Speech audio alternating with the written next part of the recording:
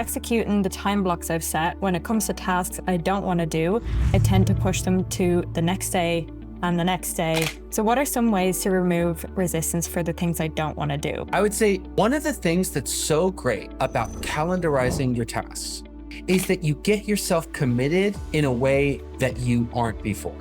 When we sort of like have a big list of tasks and we say, this is what I think I'll do today, but I've got this big open calendar, then what you're doing is you're allowing yourself to engage in magical thinking where the answer can always be tomorrow. Look at my calendar. Look at all this blank space in my calendar. I could do that tomorrow. When in truth, there is a cost that has to be paid if you don't do this today. And there are things that should have been on the calendar tomorrow because you do have to get them done. You just neglected to put them on the calendar. When you fully calendarized yourself, you realize now is the time that I need to do this. There is no other better time because I've allocated these other things. Now, could I switch a couple things sometimes? Yeah, I mean, if I have a 3-hour block on Tuesday and a 3-hour block on Thursday, could I switch them for each other? Yeah, sure. You know, there are sort of no loss opportunities to re-optimize and switch things out. But what's great about calendarization is you have to reckon with your delay and procrastination. Often people think that they can delay without a reckoning. There was a reckoning. You're just putting your hand in the mystery box and seeing if there's a razor in there. You're saying,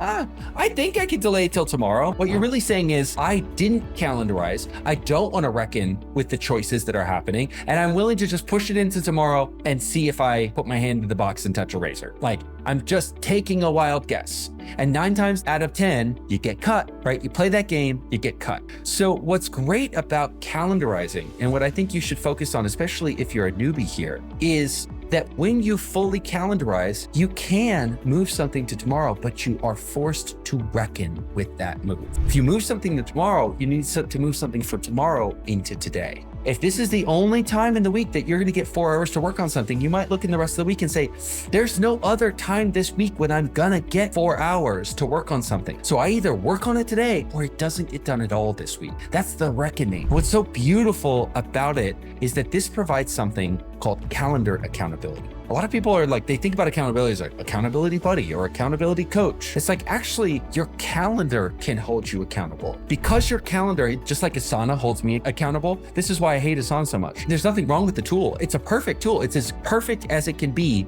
for what it does. What I hate about it is that it never fails to reveal to me the things that I said I was going to do and are now do. It holds me accountable, and I hate being held accountable in that way. So in some ways, I tip my hat to Asana. It does its job perfectly. And when we are allowing our calendar can also hold us accountable, but we have to actually make the plan. We have to calendarize our tasks so that when it comes to switching things or trying to move things into tomorrow, we see what the cost benefit is of doing those trades. There's the reckoning. So I'm totally okay with you moving things into tomorrow. I'm okay with you moving things into next week. I just want you to have a fair and accurate sense of what the reckoning is. I can't tell you how many times I say to myself, I don't want to work on this today. I'm going to move it into tomorrow. Oh, there's no time tomorrow. I'll move it into next week. Oh, there's no time this week. And then you know what I'm left with? I guess I just need to do it today. I guess I just need to buck up, Buttercup, and do it today. And actually, weirdly, I feel at peace with that because I looked. I tried to see if there was another time. There isn't another time. So I'm at peace with the fact that it's now or never. Okay, great. Then it's now. I see blank space on my calendar as my enemy because into that I project this hand-wavy sort of statement. I've got time.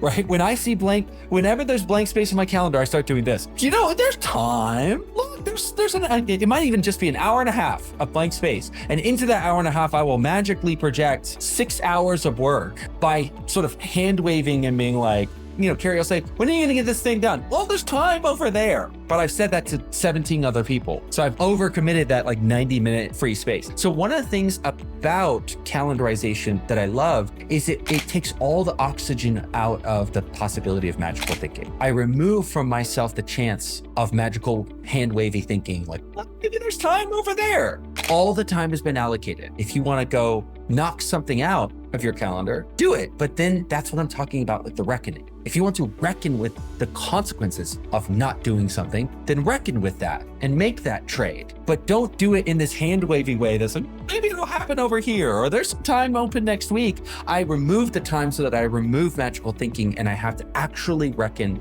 with the synthesis of my time supply and my time demand. I love lying to myself. I love it.